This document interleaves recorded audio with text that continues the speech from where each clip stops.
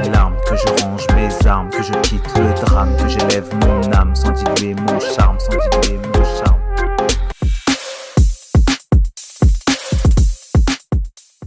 Royal câlin. Royal câlin. Devant là où s'élancent les trains, ils se font un royal câlin. Par la longueur de leurs bras, ils établissent ce ghetto de bienveillance dont elle lui a parlé dans le café. Minuscule lieu où tout redevient possible, surtout la possibilité de pouvoir s'élancer sans jamais réfléchir. Royal câlin.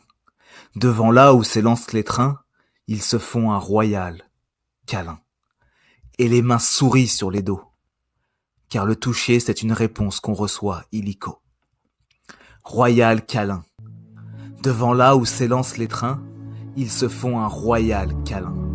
En rêvant que ce ghetto ne se résume plus à quelques dos, mais à la surface de toutes ces peaux qui s'en vont vers les trains, direction leur foyer, devant la télé, sans échanger de la soirée, sans recevoir de réponse illico d'une peau sur leur peau, qui leur dirait sans même se parler, je sais.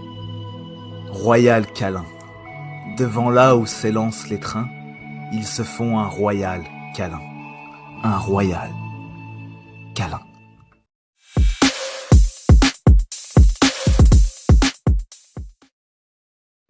La fille au cerceau jaune et rose accepta de laisser la journée en attente une part de sa personnalité seule chez elle. Le matin, elle tirait la porte, laissait son cerceau, son sourire et sa bouche qui pouvaient même s'amuser à défier des montagnes. Elle laissait ici toute une vivacité quasiment incontrôlable, comme on enferme un animal de compagnie, trop sauvage aux yeux de la société, et qu'on s'empresse tous les soirs au plus vite de retrouver, pour s'émerveiller de la spontanéité, de l'authenticité et de l'amour de ce bien drôle d'animal. Pendant des années, la fille au cerceau jaune et rose essaya de vivre ainsi. La journée, à analyser dans un silence imposé pour ne pas risquer de se laisser déconcentrer par un éclat de vie. Une inertie, un vide qui s'est propagé peu à peu en elle, comme avançait inéluctablement un désert et qui faisait bruyamment tinter dans son esprit la sonnerie d'une alarme, le signal d'une urgence, celui de trouver comment se fondre dans un paysage sans en devenir finalement intérieurement, pâlement, la copie.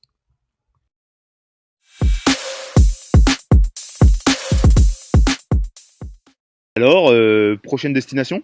Le jardin des Hespérides. Pour? Cueillir des pommes.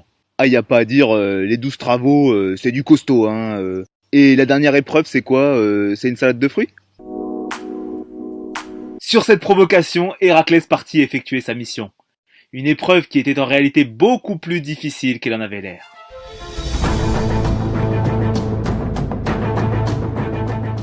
Mais j'ai pas compris, votre Altesse, c'est quoi la difficulté? Non, parce que ramasser des fraises, même ma grand-mère peut le faire, hein. Non, c'est beaucoup plus subtil que ça. Ces pommes sont inaccessibles. Seul un géant pourrait les attraper. Il y arrivera jamais.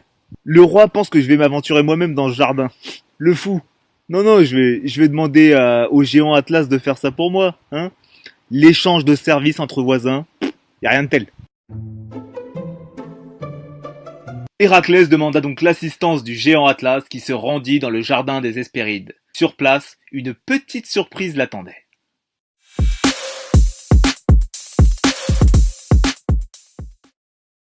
Géopolitique maintenant.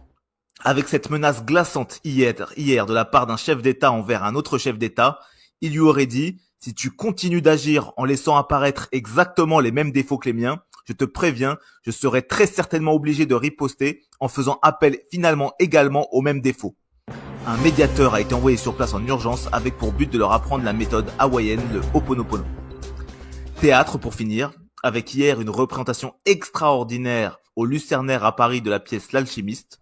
L'Alchimiste, ce roman à succès de Paulo Coelho qui raconte l'histoire de Santiago, un berger andalou à la recherche de son trésor et de sa légende personnelle. L'occasion de rappeler que la vie est un grand voyage, une odyssée jalonnée d'étapes. Et vous, quelle est la prochaine étape dans votre cœur qui vous appelle ? Merci, c'était la première édition de votre journal poétique. Et n'oubliez jamais, désolé, pardon, merci, je t'aime.